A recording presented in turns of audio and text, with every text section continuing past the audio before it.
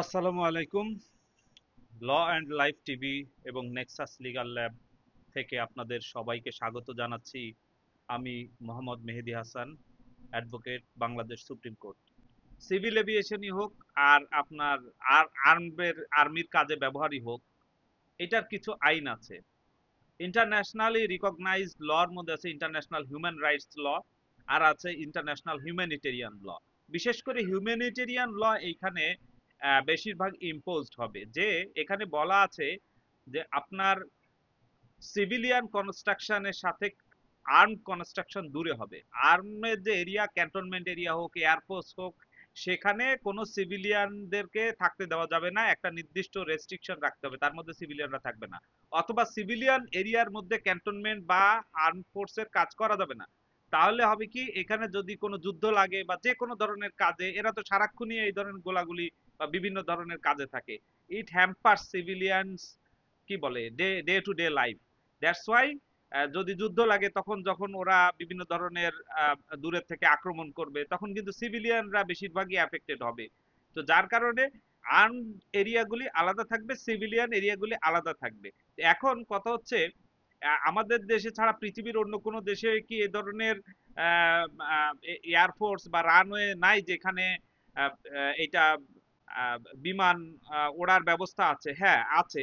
এক্ষেত্রে এইটাকে এভিয়েশনের ভাষায় বলা হচ্ছে ফাইনাল। ফাইনাল শব্দটা এখান থেকে ঘটনা হচ্ছে, এখানে সিভিলিয়ান এয়ারক্রাফটও ওড়ে, সাথে সাথে মিলিটারি এয়ারক্রাফটও ওড়ে। এখন এর ক্ষেত্রে বলা হচ্ছে যে এই ধরনের যদি ঘটনা হয়, তাহলে এই যে রানওয়ে টাচ পয়েন্ট থেকে 6 থেকে 8 নটিক্যাল মাইল জায়গা পর্যন্ত তার একটা ব্রিদিং স্পেস রাখতে হবে, যে ইনকেস যে কোনো সমস্যা হলে সে যেন ওখানে ওই ওই জায়গাটা সে ইউটিলাইজ করতে পারে। কিন্তু ঢাকা শহরের মতো ডেন্সলি পপুলেটেড জায়গায়, সেখানে আপনি যদি এই ধরনের বিমান ট্রেনিং এর ব্যবস্থা করেন, যেই বিমানটা আপনি ট্রেনিং এর ব্যবস্থা করা হয়েছে, এটা তো শুধুমাত্র একজন প্রশিক্ষণ প্রাপ্ত পাইলট বা শিক্ষানবিশ পাইলট যেটাকে আমরা বলি, সে নতুন উড়াচ্ছে। তো নতুন উড়ানোর জন্য তো আরো অনেক জায়গা আছে। আপনার কক্সেস বাজার আছে আমাদের, আপনি সমুদ্রে যতদূর খুশি যান, কোনো সমস্যা নাই। আমাদের আরো অনেক এয়ারপোর্ট, যশোরে এয়ারবেজ আছে। এইগুলা যেখানে পপুলেশন ডেন্সিটি কম, সেখানে আপনারা শেখান। কিন্তু যেখানে মানুষের ডেন্সিটি বেশি, পপুলেশন ঘনত্ব বেশি, সেইখানে তো আপনারা যদি এইভাবে এভিয়েশনের ব্যবস্থা রাখেন, তাহলে এই ধরনের ঘটনা তো বারবার ঘটতে থাকবে। এটা যে শুধু ত্রুটিপূর্ণ বিমান তাই নয়, যে কোনো বিমানই দুর্ঘটনা হতে পারে, কিন্তু এমন ডেন্সলি পপুলেটেড, আজকে একটা স্কুলে পড়ছে, না হয় কালকে আরেকজনের বাড়িতে পড়বে, না হয় আরেকটা প্রতিষ্ঠানে, কোম্পানির বিল্ডিং এর উপরে পড়বে। কারণ ওর তো আসলে ব্রিদিং স্পেস নাই, যেটা বললাম 6 থেকে 8 নটিক্যাল মাইল। যেটা ডয়েচে ভ্যালির একটা রিপোর্টে দেখা গেছে যে এই ইয়েটা, বিমানটা যেখান থেকে ওই স্কুলে আপনার আঘাত করেছে, এর দূরত্ব ছিল 1.9 নটিক্যাল মাইল। তাইলে পরে এই যে নিরাপত্তা ঝুঁকি, এই নিরাপত্তা ঝুঁকি আমাদের এই ঢাকা শহরে যদি ট্রেনিং করান, কখনোই যাবে না। এখন আসেন, বাংলাদেশে আইন কি বলে। বাংলাদেশের সংবিধান বলছে রাইট টু লাইফ, এবং জনগণের নাগরিক সুবিধা, বেঁচে থাকার জন্য যা যা বেসিক নেসেসিটি দরকার, সরকারকে এটা করতে হবে। এখন যখন একজন পাইলট একটা বিমানে ওড়ে, সেই পাইলটের নিরাপত্তাটা তাকে নিশ্চিত করতে হবে। এখন পাইলট একটা দুর্ঘটনায় মারা যেতেই পারে, কিন্তু এই পাইলটের যে লাইফের সিকিউরিটি সেফটির জন্য যা যা দরকার, সবকিছু নিশ্চিত করতে হবে। তো আপনি যদি এমন একটা জায়গায় তাকে বিমান উড়ান যেখানে সে ক্র্যাশ করার মতো, সে ব্রিদিং স্পেস ভালো পাবে না, এমন একটা বিমান দিলেন 72 সালের।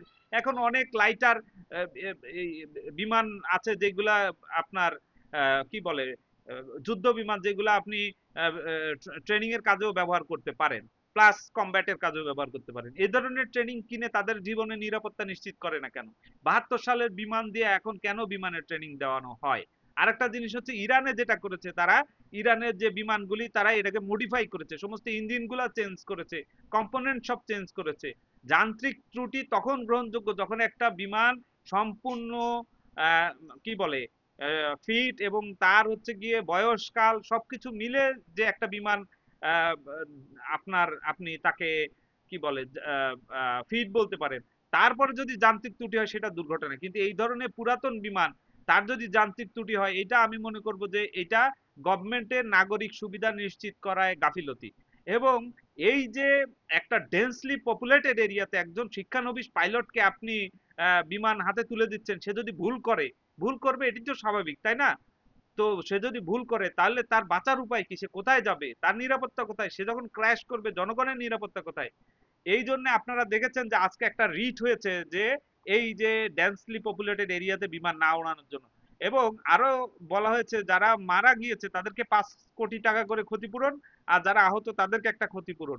আমি মনে করি এটা যথার্থ হয়েছে, গভর্নমেন্টকে এখানে ক্ষতিপূরণ দিতে হবে, গভর্নমেন্টকে মুচলেখা দিতে হবে, এবং এভিয়েশন অথরিটিকে এটা নিশ্চিত করতে হবে যেন কি বলে যে মানুষের নিরাপত্তাটা নিশ্চিত হয়। এবং এই ডেন্সলি পপুলেটেড এরিয়া বা জনগণের ভিতরে এই যে আমাদের ক্যান্টনমেন্ট, পিলখানা, এগুলি এখন সরিয়ে দূরে সরিয়ে নিয়ে যেতে হবে। সাভারে আপনার ক্যান্টনমেন্ট এখন থাকতে পারে, ঢাকা শহরের ভিতরে ক্যান্টনমেন্ট থাকার মতো কোনো পরিবেশ নাই। আল্লাহ না করুক কোনো ধরনের কোনো আনকনফ্লিক্ট হলে লক্ষ লক্ষ কোটি কোটি মানুষ মারা যাবে। গাজায় কি পরিমাণ মানুষ মারা গেছে, আমাদের ঢাকায় তার থেকে অনেক গুণ বেশি মারা যাবে। সুতরাং আজকের এই বক্তব্যটা এখানেই শেষ করছি যে আমাদের নাগরিকের জীবন, স্বাধীনতা, জীবন মান সব নিশ্চিত করতে হবে। ইন্টারন্যাশনাল যে ল আছে এটাকে মেনে চলতে হবে, এবং যারা আহত নিহত হয়েছে তাদের প্রত্যেককে ক্ষতিপূরণ দিতে হবে, এবং সমস্ত ক্যান্টনমেন্ট এরিয়া যত যত জায়গাগুলি আপনার লোকাল এরিয়ার মধ্যে অবস্থিত সব সরিয়ে নিতে হবে। এবং এই সিভিল এভিয়েশনের যে ট্রেনিং গুলা ফাঁকা জায়গায় করতে হবে। এখানেই শেষ করছি, ভালো থাকবেন, আসসালামু আলাইকুম রহমতুল্লাহ।